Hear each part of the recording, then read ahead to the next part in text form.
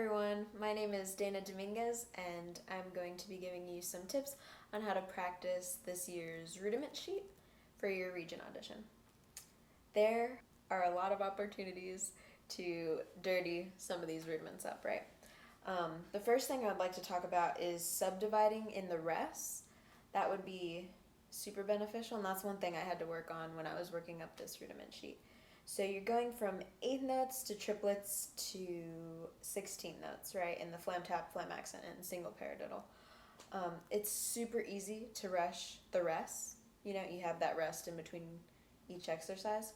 So what I would do, start subdividing in that rest, when that rest starts. That'll help you put the next rudiment in time, and it'll also keep you from rushing that rest. So for example, I'll just do a little bit of the flam tap, and then da da da, ducka ducka. Does that make sense? So you're thinking about the rudiment ahead, and then you could sing that out loud. You can even play it on the rim. So yeah.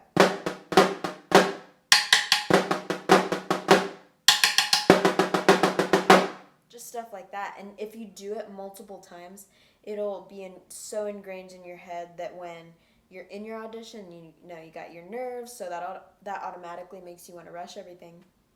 It'll ground you, because you'll have done it so many times that you'll hear it in your head, even if you're not doing it or singing it. So that'll really help. And also, pop flams. Pop flams are a no-no in these exercises, right? In the first 3 exercises, pretty much.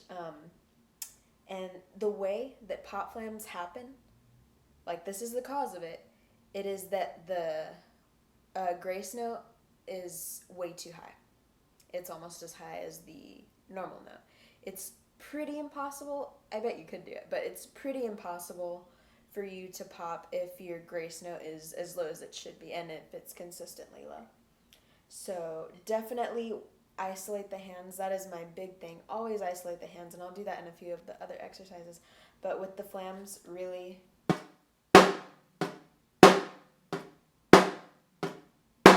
you want as big of a dynamic contrast as you can get, and I think the absolute goal is to make the tap like you're not even lifting, because I see a lot of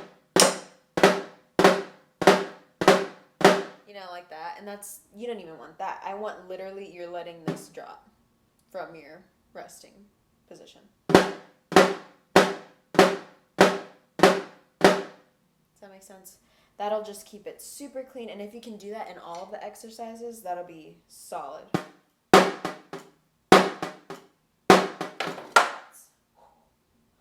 Sorry.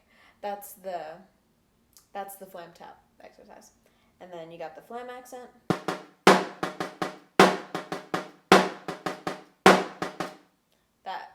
That'll solve a lot of your problems.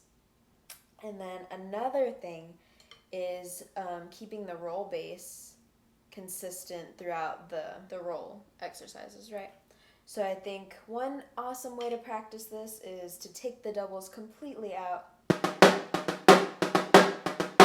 and then add them in. So you first do that for, say, 2 measures, and then add them in.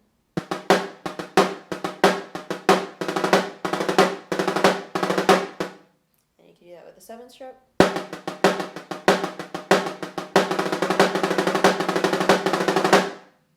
And then the 9-stroke roll is self-explanatory. Another thing that I would like to say, just for pretty much practicing anything, but especially with these rudiments, is if you're having trouble with anything, or if anything feels uncomfortable, or you're squeezing, or even if you're about to play it, right, and you're like, I don't know if it's going to come out, or anything, slow it down. Slow it down. I'm playing it at 100 because that feels comfortable for me, but if it didn't, I would bring it down to, this might seem a bit drastic, but 50. Always go down to half, right? And if that feels easy, keep bumping it up, because you have time, right? You want to practice really efficiently whenever you do practice, and you don't want to make the same mistakes again and again. So it really helps if you bring it down, and you work to where it is comfortable, and all your taps are good, and your roll basses are good, and your timing's good, and then bump it up, and then bump it up. You know what I mean? So always keep that in mind for any of the etudes or anything you practice in the future. One last thing that I would like to talk about is the buzz roll pattern and practicing buzz rolls. I talk about some exercises in the etude practice video. I'm going to give you even more for this buzz roll since it's so naked and that's all you're doing, right? When I'm buzz rolling, I'm buzzing I'm using a buzz roll bass of 5-lits, which is 5 notes per one beat, but it can even work for 4 if you're doing a 16-note roll bass. So mine sounds like,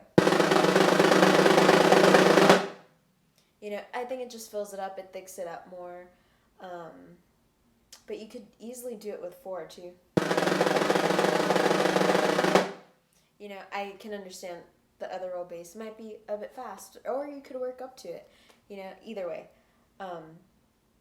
One really great way, I'll do it with 16 notes, of practicing rolls and really isolating them. For sure, practice without the snares. The snares hide everything. This might seem a little counterintuitive, but I promise it works. So you're doing 16 notes, right? That's what buzz bass you're going to do. Press in as hard as you can. Maybe not as hard as you can, but to where you don't really get a buzz, so. Yeah?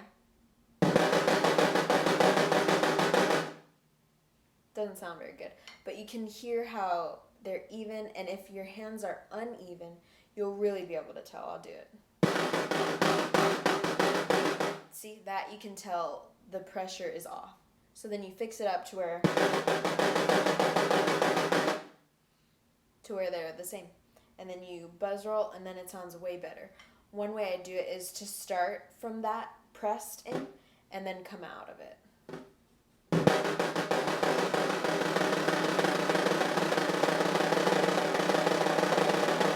And for the 5-lits, I'll do the 5-lits.